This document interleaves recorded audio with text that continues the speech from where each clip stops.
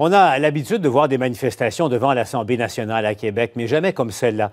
José, il y a un homme de 43 ans qui s'est installé sous un chapiteau devant l'Assemblée nationale, un chapiteau là, qui a des allures de cage, et c'est tout à fait calculé parce qu'il dit être emprisonné dans un CHSLD.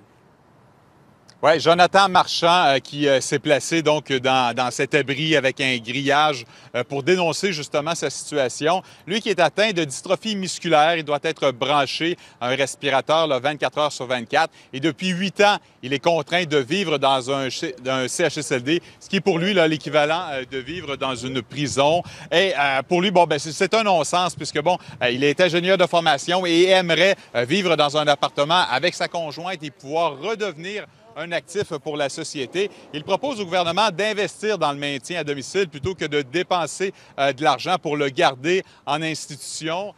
Ce qu'il mentionne, c'est qu'il a déposé des études au gouvernement qui fait en sorte qu'il prouverait en fait que ces investissements dans le maintien à domicile seraient même économiques pour les fonds publics. Je vous laisse entendre lui, mais également d'autres personnes handicapées qui étaient là pour le soutenir. C'est très simple ce qu'on demande en fait. C'est une partie de l'argent que ça coûte de nous garder en dedans pour qu'on puisse gérer nous-mêmes nos services.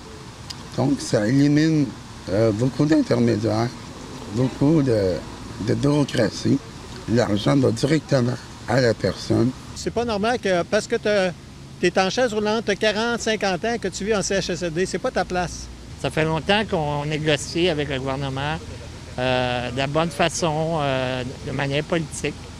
Puis on se fait pas entendre.